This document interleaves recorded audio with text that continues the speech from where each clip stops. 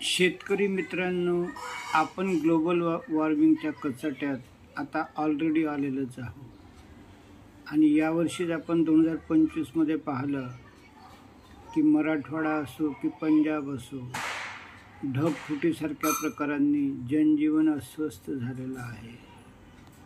असं असलं तरीही बिना खत शेती कशी होऊ शकते हे जर आपण समजून घेतलं, कारण आज भारताची 14 कोटी हेक्टर 100% शेती या रासायनिक खतांनी आणि कीटकनाशकांनी निर्जीव झालेली आहे आणि म्हणून आता सर्व कसे तोंड किडीमिडी गुपचिडीसारखे बसलेले आहेत।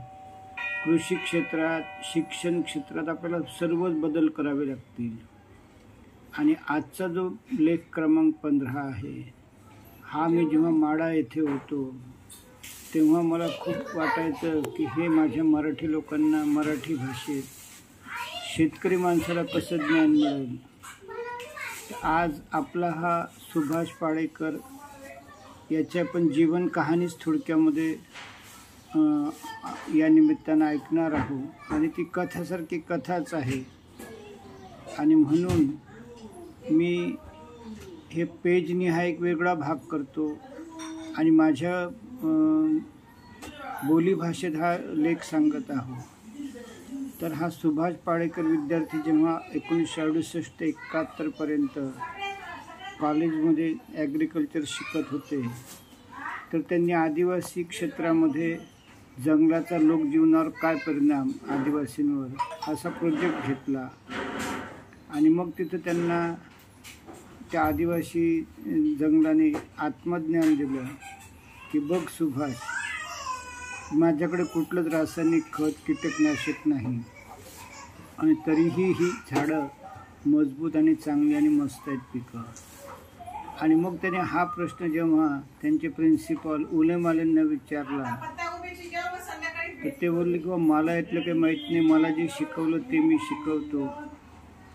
आणि पहा शेतकरी मित्रांनो, या माणसाने 3ऱ्या वर्षाला कृषी शिक्षण सोडून दिलं आणि जीवनभर आपलं चंदनासारखा झिजून तुमच्या आपल्यासाठी त्यांनी हे व्रत स्वीकारलं। यांच्या लेखात आपणाला दिसतं की पुढे यांना हे मानधनसुद्धा घेत नाहीत, फक्त शिकवायचं काम करतात, माहिती देतात आणि जे भारतमाता निष्ठावान लोक आहेत ते दुःखच भोगतात, मग ते वीर सावरकर असो की सुभाषचंद्र बोस की बाबासाहेब। तर असे हे चिंतनात असताना यांना त्यांनी वर्ष पण लिहिलं, ते मी विसरलो। रस्त्यानं जात असताना गाईचं शेण दिसलं आणि त्याच्या भोवती आपले गांडूळ आणि लहान लहान किडे दिसले, जे जमिनीत छोटे छोटे शेणखत घेऊन जात होते। आणि मग इथे त्यांना आत्मज्ञान झालं आणि त्यांनी शोध लावला की या शेणात 1 ग्रॅममध्ये 300 ते 400 कोटी जीवाणू आहेत आणि 1 एकर शेतीला हे जीवाणू पुरवण्यासाठी 10 किलो शेण पाहिजे, 10 किलो मूत्र, बेसन गुळ एवढंच आवश्यक आहे।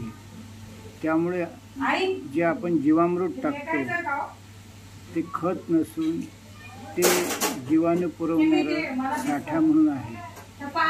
तर अशा रीतीनं त्यांनी त्यांच्या आईला खूप खुशी झाली, तिने त्या दिवशी त्यांना पुरणपोळ्या खाऊ घातल्या आणि म्हणून हा लेख अत्यंत पेज टू पेज अभ्यास करा, ही त्याची एक प्रस्तावना म्हणूया। एवढे बोलून मी 2 शब्द थांबवतो।